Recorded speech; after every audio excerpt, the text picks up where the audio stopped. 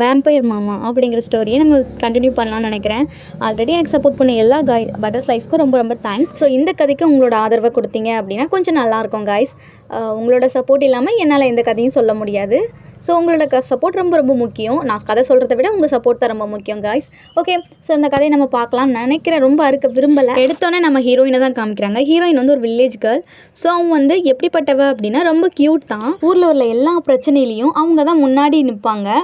ஏன் அப்படின்னா அந்த பிரச்சனைக்கு காரணமே அவங்களா தான் இருப்பாங்க. நாட்டாமையோட பொண்ணு அப்படிங்கிறதுனால எல்லாருக்குமே அவளை ரொம்ப பிடிக்கும். அவள் வந்து ரொம்ப க்யூட்டாக பேசுகிறதுனால எல்லாருக்கும் பிடிக்கும். நான் சில பாட்டிமார்கள் தான் ரொம்ப கண்டிப்பாங்க, பட் அதெல்லாம் காதலே வாங்க மாட்டாங்க நம்ம ஹீரோயின்ஸ். ஸோ நம்ம ஹீரோயினுக்கு ஒரே ஒரு ஆசை என்ன அப்படின்னா அவங்க மாமாவை கல்யாணம் பண்ணணும் அப்படிங்கிறதா. மாமா வேறு யாரும் இல்லை, ஜிமின் தான். நிறைய பேர்த்துக்கு லைஃப்பில் வந்து மாமாங்கிறது ரொம்ப ரொம்ப பிடிச்ச ஒரு விஷயமா இருக்கலாம், நிறைய பேர்த்துக்கு ஒரு வெறுப்பாகவும் இருக்கலாம். பட் நான் இந்த இடத்துல என்ன சொல்ல வரேன் அப்படின்னா எனக்கு வந்து மாமாலாம் சுத்தமாக பிடிக்காது. பிகாஸ் அவங்கெல்லாம் சரியான சுயநலவாதிங்க. எப்படி சொல்ல, அவங்க வந்தாங்க அப்படின்னா நான்லாம் கண்டுக்கவே மாட்டேன். ஒரு வணக்கத்தை மட்டும் போட்டு மேலே ஓடி போயிடுவேன். அந்த மாதிரி கேரக்டர்னா. ஸோ என்ன மாதிரி எத்தனை கேரக்டர்ஸ் இருக்கீங்க அப்படிங்கிறதையும் கமெண்ட் பண்ணுங்கள். ஸோ இந்த கதையில் வர மாமாவும் உங்களுக்கு கண்டிப்பாக ரொம்ப பிடிக்கும். ஆக்சுவலாக இங்கே ஒரு மாமா இல்லை, 2 மாமா இல்லை, மொத்தம் 3 மாமாஸ்.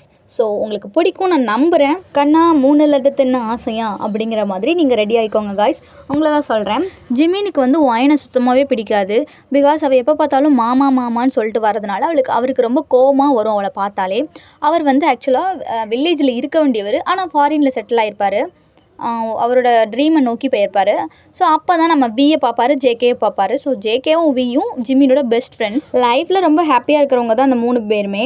ஆனால் ஜிமின் வந்து மற்றவங்ககிட்ட ரொம்ப ஹாப்பியாக நடந்துக்குவார். பட் ஒயனை கண்டா மட்டும் அப்படியே கடிச்சு துப்புவார். கோவப்படுவார் அப்படிங்கிறத இன்னொரு மீனிங்கில் சொன்னேன். முத்து மாமா என்ன விட்டு போகாத ஓ முத்த உசுரம் அப்படின்னு சொல்லிட்டு ஆக்சுவலாக ஒயின் வந்து அவங்க மாமாவை நினச்சி ஏங்கி பாடிக்கிட்டே இருப்பான். போடி பிசுகோத்து, நான் முத்து மாமாவும் கிடையாது, ஹேர் மாமாவும் கிடையாது, எனக்கு வேலை இருக்குது அப்படின்னு சொல்லிட்டு ஜிமின் வந்து டாடா காமிச்சிட்டு போயிடுவார் ஒயனுக்கு. ஸோ 2 பேருமே ஒருத்தருக்கு ஒருத்தர் மீட் பண்ணது கிடையாது. ஏன்னா ஜிமினுக்கு வந்து ஒயனை சுத்தமாக பிடிக்காது அப்படிங்கிறதுனால வீடியோ கால் பேசினது கிடையாது. யாருமே ஜிமினை பார்த்தது கிடையாது. ஸோ அதனால என்ன பண்ணுறாங்க அப்படின்னா ஜிமினோட 25th வந்து பர்த்டேக்கு வந்து ஜிமினை வந்து இன்வைட் பண்ணுறாங்க, வீட்டுக்கு வா அப்படிங்கிற மாதிரி. ஜிமின் என்ன தில்லாலங்கடி வேலை பார்ப்பாரு அப்படின்னா அவர் போகிறதுக்கு பதிலாக வி அனுப்பி வைப்பார். டே மச்சான், எனக்காக ஒரு சின்ன ஹெல்ப் மட்டும் பண்ணுறா மச்சான், நீ கேட்டால் நான் உயிரை கூட கொடுப்பேன்டா, சொல்கிறேன் என்னடா ஹெல்ப்பு, என் ஊருக்கு மட்டும் போயிட்டு வாடா, அவன் காலில் வேணா விழுறேன்டா அப்படின்னு சொல்லுவார். ஸோ வேறு வழி இல்லாமல் வியும் ஜிமினோட ஆசைக்காக ஊருக்கு வருவார். என்னடா வேம்பயர் பேஸ்டுன்னு சொல்லிட்டு கதை எந்தமோ குண்டக்கா மண்டக்கான்னு போகுதுன்னு நினைக்காதீங்க. இனிமே தான் கதையே இருக்கு காய்ஸ். வேம்பயர் அப்படின்னு சொன்னேன் இல்லையா, கண்டிப்பாக வேம்பயர் வர போகிறாங்க. நம்ம வேறு யாரும் இல்லை, சொல்ல மாட்டேனி. எப்பயுமே நான் டேலண்ட் ட்விஸ்ட் வைப்பேன் இல்லையா, அதே மாதிரி தான் நீங்கள் தான் இப்போ எல்லாத்தையுமே கண்டுபிடிக்க போகிறீங்க வாங்க. ஸோ நம்ம பி வந்து இறங்கின அடுத்த நிமிஷமே ஏதோ ஒன்று ஸ்மெல் பண்ணுறாரு. நீங்கள் நினைக்கிற மாதிரி பிளட் பாடெல்லாம் கிடையாது. ஏதோ ஒரு ஸ்மெல், அது மண் வாசனை சொல்லுவோம் இல்லையா, வில்லேஜுக்கு வந்தாலே ஒரு தனி சுவோம் அப்படிங்கிற மாதிரி. அவர் இறங்கி அடுத்த நிமிஷமே ஒரு பொண்ணு வந்து டக்குன்னு ஓடி வந்து கட்டி படிக்கிறா. வேறு யாரும் இல்லை, நம்ம ஒயன் தான். மாமா நீங்கள் வந்துட்டீங்களா அப்படின்னு சொல்ல உடனே பி வந்து யார்டா இது, குள்ள கத்திரிக்கா மாதிரி இருக்கா, ஃபேஸும் தெரிய மாட்டேக்கு ஒன்றும் தெரிய மாட்டேக்கு, மாமான்னு வேறு சொல்கிறாளே என்ன அப்படின்னு சொல்லி அவர் ஒரு பதட்டத்தில் நின்றுட்டுருக்காரு. ஏம்மா இப்போ தாம்மா வந்திருக்கான், கொஞ்சம் ஃப்ரீயாக விடுமா அப்படின்னு சொல்லி அவங்க அப்பா சொல்கிறாரு, ஒயனோட அப்பா. அப்பா இப்போ தான் நான் பார்க்குறேன், நீங்கள் பிறகு பேசிக்கோங்க அம்மா கூட. நான் தான் ரொம்ப நேரம் பேசணும் என் மாமா கூட. 25 வருஷம் எப்படி இருந்திருப்பார், அவர் ரொம்ப ஃபீல் பண்ணியிருப்பார்ல, நான் இல்லைன்னு நினச்சிட்டு அவருக்கு நிறைய எக்ஸ்பிளைன் பண்ணணும், நிறைய விஷயங்களும் சொல்லணும் அப்பா, நீங்கள் போங்க அப்படின்னு சொல்லி அவங்க அப்பாவை தத்தி விட்றா. அடியே தாயே, நீ பிற வந்து பேசிக்கோ, அவர் வந்து கொஞ்சம் டயர்டாக இருப்பான், ரெஸ்ட் எடுக்கட்டும் அப்படின்னு சொல்லி அவங்க அப்பா எக்ஸ்பிளைன் பண்ணேன்.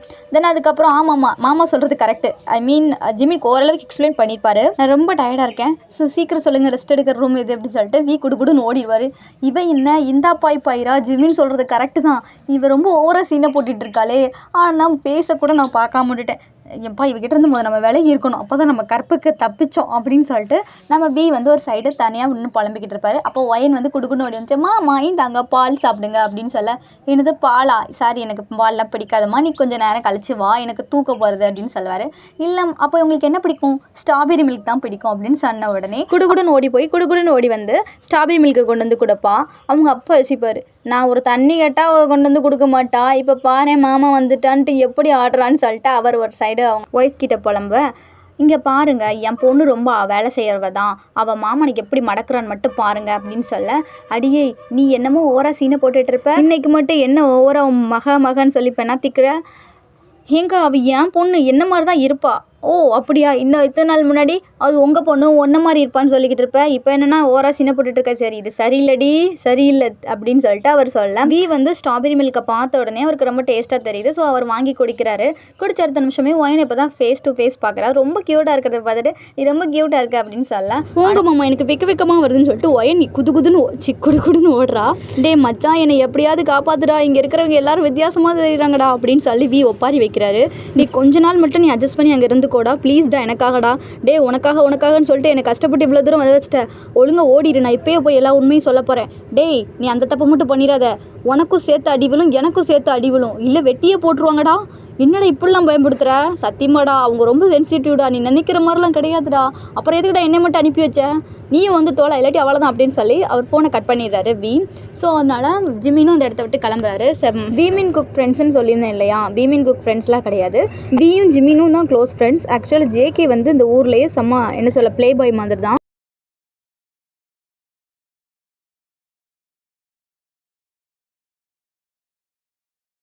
ஸோ ஜேகேவும் ஒயினுக்கு ஒரு மொரமாமா மாதிரி தான். பட் எப்படி ரிலேட்டிவ் வரும் அப்படின்னா, அதாவது அப்பாட்டி ரிலேஷனில் வந்து ஜேகே வந்து மொரமாமனில் வருவார். ஆக்சுவலாக எனக்கு இந்த ரிலேஷன்ஸ் பற்றிலாம் அந்தளவுக்கு தெரியாது. ஸோ கன்ஃபியூஸ் ஆகாதீங்க, நான் இவங்களும் ஒரு மாமான்னு சொல்லி வைக்கிறேன். ஸோ அதில் புரிஞ்சுக்கோங்க. ஜேகேக்கு வந்து ஒயின் மேலே ஒரு சின்னதாக கண் இருக்கும். பட் வந்து ஒயின் வந்து அதில் கண்டுக்கிட மாட்டா, அவள் வந்து ஜேகே மதிக்கவே மாட்டா. கதையோட மறுபக்கம் என் பையன் எனக்கு வேணும் அப்படின்னு சொல்லி அவள் அம்மா ஒப்பாரி வைக்கிறா. இங்கே பாரு, உன் பையன் தான் இப்போ இங்கே இல்லைன்னு தெரிஞ்சுக்கோ, இறந்து போயிட்டான், ஸோ அதை ஏற்றுக்கோ, இல்லை என் பையன் சாகலை உயிரோட தான் இருக்கான் அப்படின்னு சொல்லிட்டு அவங்க ரெண்டு பேரும் கான்வர்சேஷன் போய்கிட்டு இருக்கு. என் பையன் என்னோட பிளட்டு, வேம்பயர் பிளட்டு, கண்டிப்பாக அவன் இறக்க வாய்ப்பே இல்லை, நீங்கள் என்னை ஏமாத்துறீங்க, உண்மையை சொல்லுங்கள் என் பையனை எங்கன்னு சொல்லிட்டு அவங்க அப்பா கிட்ட வந்து ஆக்ரோஷம், ஐ மீன் அந்த அவர் ஹஸ்பண்ட் கிட்ட வந்து ரொம்ப ஆக்ரோஷமாக நடந்துக்கிறாங்க அவங்க அம்மா. பட் அவங்க அப்பா காமாக ஹேண்டில் பண்ணுறாரு. இங்கே பாரு, ஒரு வேம்பயருக்கு சாவு கிடையாது தான், பட் அவன் சில்வர் பிளேடால் தாக்கப்பட்டிருக்கான், ஸோ இறந்துட்டான் அப்படிங்கிறத நீ அனலைஸ் பண்ணு அப்படின்னு சொல்ல, இல்லை என் பையன் இருக்கா, அவரோட தான் இருக்கா, எனக்கு சென்ஸ் பண்ண தோணுது, அவன் வருவான், எனக்காக வருவான் அப்படின்னு சொல்லிட்டு அவங்க அம்மா ஒரு மாதிரி பைத்தியம் மாதிரி புலம்பிக்கிட்டு இருக்காங்க. ஸோ அவங்க அப்பா வந்து அவங்க அம்மாவை கிஸ் பண்ணுறாங்க. கிஸ் பண்ணி அவங்கள நார்மல் ஆக்குறாங்க. அதுக்கப்புறம் அவங்க அம்மா வந்து கொஞ்சம் கொஞ்சமாக அப்படியே தூங்க ஆரம்பிக்கிறாங்க. என் ஒய்ஃப் இந்த மாதிரி சொல்கிறா அப்படின்னா கண்டிப்பாக ஏதோ ஒன்று நடக்குது. ஸோ நீங்கள் போய் எல்லா இடத்துலையும் சர்ச் பண்ணுங்கள், நம்ம வேர்ல்டில் மட்டும் இல்லை, எல்லா இடத்துலையும் போய் சர்ச் பண்ணுங்கள், எல்லா கிரகத்துலேயும் போய் சர்ச் பண்ணுங்கள், அவன் உயிர் மீண்டும் இம்மண்ணுலகில் பிறந்திருக்கும் என்று நான் நினைக்கிறேன் அப்படின்னு சொல்லிட்டு அவங்க வேறு மாதிரி லாங்குவேஜில் பேசிகிட்டு இருக்காங்க. ஆகட்டும் அரசே அப்படின்னு சொல்லிட்டு லைட்டோட ரொம்ப ஃபாஸ்ட்டாக மூவ் பண்ணி போகிறாரு. எனக்கு தெரிஞ்ச இந்த கதையில் ஒரு கிங்கு ஒரு குயின் இருந்திருக்காங்க. ஸோ அவங்களோட பையன் ஏதோ இறந்துட்டான்னு நினைக்கிறேன்.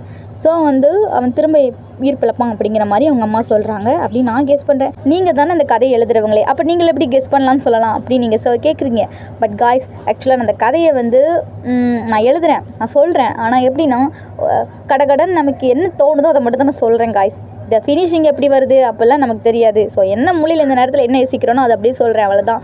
ஸோ ஃபினிஷிங் எப்படி இருக்க போகுதுன்னு எனக்கே தெரியாது. ஸோ வெயிட் பண்ணி பார்க்கலாம் காய்ஸ். ஆக்சுவலாக இந்த கதையில் வந்து அந்தளவுக்கு எடிட்டிங் பண்ணல, இது வெறும் இன்ட்ரோ பார்ட் அப்படிங்கிறதுனால கடகடன்னு சொல்லணுன்றதுக்காண்டி சொல்லியிருக்கேன். தென் அதுக்கப்புறம் கதை வந்து உங்களுக்கு அந்தளவுக்கு இன்ட்ரெஸ்ட்டாக போயிருக்காது ஃபஸ்ட்டு பார்ட் அப்படிங்கிறதுனால. ஸோ நெக்ஸ்ட்டு பார்ட் வந்து உங்களுக்கு கொஞ்சம் இன்ட்ரெஸ்ட்டாக போகும்னு நினைக்கிறேன். ஸோ வந்து கமெண்ட் பண்ணுங்கள் பிடிச்சிருந்தது அப்படின்னா, லைக் பண்ணிடுங்க.